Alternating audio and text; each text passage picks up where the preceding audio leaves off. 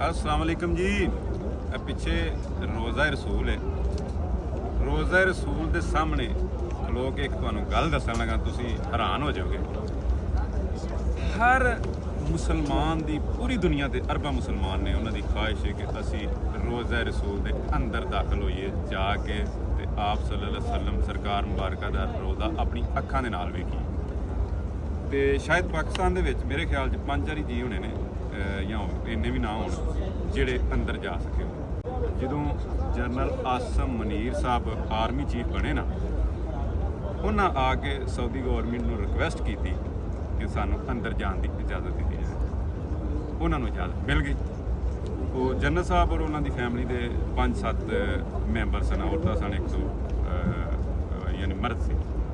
ਉਹ ਆਏ ਜਦੋਂ ਆਪਣੇ ਹੋਟਲ 'ਚ ਪਿੱਛੋਂ ਉਤਰੇ ਨਾ ਇੱਥੇ ਯਾਨੀ ਅੰਦਰ ਮਸਜਿਦ ਨਬੀ 'ਚ ਆਉਣ ਵਾਸਤੇ, ਤੇ ਉਹਨਾਂ ਨੂੰ ਸਿਕਿਉਰਿਟੀ ਨੇ ਹਿਸਾਰ 'ਚ ਲੈਣਾ ਸੀ ਤਾਂ ਕਿ ਕੋਈ ਐਸਾ ਮਾਮਲਾ ਨਾ ਹੋ ਸਕੇ। ਉੱਥੇ ਮੇਰੇ ਵਾਲਦ ਸਾਹਿਬ ਵੀ ਖਲੋਤੇ ਸਨ। ਉਹ ਜਨਰਲ ਸਾਹਿਬ ਨੂੰ ਵੇਖਣ ਲੱਗੇ ਤੇ ਜੋ ਹੀ ਜਨਰਲ ਸਾਹਿਬ ਨੂੰ ਵੇਖਣ ਲਈ ਗਾਂਹ ਹੋਏ, ਸਿਕਿਉਰਿਟੀ ਨੇ ਹਿਸਾਰ ਲੈਣਾ ਸੀ। ਉਹ ਵਾਲਦ ਸਾਹਿਬ ਵੀ ਸਿਕਿਉਰਿਟੀ ਦੇ ਹਿਸਾਰ 'ਚ ਆ ਗਏ, ਯਾਨੀ 5-7 ਉਹ ਫੈਮਿਲੀ ਮੈਂਬਰ ਤੇ ਇੱਕ ਇਹ ਹੁਣ ਡਰਦੇ ਆ ਬਾਹਰ ਵੀ ਨਾ ਆਖਣ ਮੈਨੂੰ ਕੱਢੋ, ਇਹ ਕੋਈ ਮਸਲਾ ਨਾ ਬਣ ਜੇ। ਇਹ ਵੀ ਨਾਲ ਟੁਰੀ ਆਏ। ਜਦੋਂ ਰੋਜ਼ਾ ਰਸੂਲ ਦੇ ਸਾਹਮਣੇ ਆ ਕੇ ਖਲੋਤੇ ਨਾ, ਵਾਲਾ ਸਾਹਿਬ ਆਖਣ ਲੱਗੇ ਕਿ ਮੈਂ ਫਿਰ ਕੰਨ ਫੰਡੇ, ਮੈਂ ਕਿਹਾ ਤੇ ਗੇਮ ਹੀ ਕੋਈ ਹੋ ਰਿਹਾ।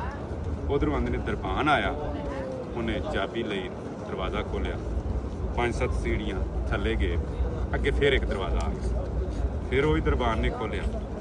ਤੇ ਜਦੋਂ ਦਰਵਾਜ਼ਾ ਖੁੱਲ੍ਹਿਆ ਨਾ, ਆਖਣ ਲੱਗੇ ਕਿ ਜਨਰਲ ਸਾਹਿਬ ਹਯਾਤ ਨੇ, ਉਹਨਾਂ ਨੂੰ ਯਾਦ ਹੋਏਗਾ, ਤੁਸੀਂ ਉਹਨਾਂ ਨੂੰ ਪੁੱਛ ਸਕਦੇ ਹੋ ਕਿ ਉਹਨਾਂ ਦੀ ਫੈਮਿਲੀ ਔਰ ਇਹ ਅੰਦਰ ਚਲੇ ਗਏ। ਉੱਥੇ ਜਾ ਕੇ ਨਫਲ ਪੜੇ, ਅੱਖਾਂ ਅਸ਼ਬਾਰ ਸਨ ਕਿ ਯਾ ਅੱਲਾ ਇਹ ਕੀ ਹੋ ਗਿਆ।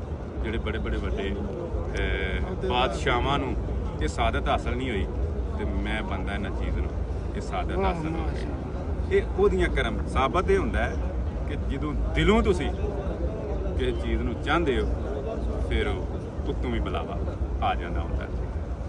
ਮੁਕੰਮਲ ਤੌਰ ਤੇ ਅੰਦਰੋਂ ਕੋਈ ਚੀਜ਼ ਇਸ ਚੀਜ਼ ਦੀ ਤਹਕੀਕ ਕਰਨਾ ਚਾਹੇ ਤਾਂ ਇੱਕ ਨਿਸ਼ਾਨੀ ਦੱਸ ਸਕਦੇ ਕਿ ਅੰਦਰ ਦਰਮਿਆਨ 'ਚ ਆਪ ਸੱਲੱਲਾਹੁ ਅਲੈहि ਵਸੱਲਮ ਦੀ ਕਬਰ ਹੈ, ਇੱਕ ਸਾਈਡ ਤੇ ਹਜ਼ਰਤ ਅਬੂ ਬਕਰ ਰਜ਼ੀ ਅੱਲਾਹ ਤਾਲਾ ਅਨਹੂ, ਇੱਕ ਸਾਈਡ ਤੇ ਹਜ਼ਰਤ ਉਮਰ, ਔਰ ਉੱਥੇ ਕੀ ਨਿਸ਼ਾਨੀਆਂ ਨੇ, ਕਿਹੜੇ ਰੰਗ ਨੇ, ਛੱਤ ਕਿਸ ਤਰ੍ਹਾਂ ਦਾ, ਹਰ ਚੀਜ਼ ਦਾ ਦੱਸ ਸਕਦੇ।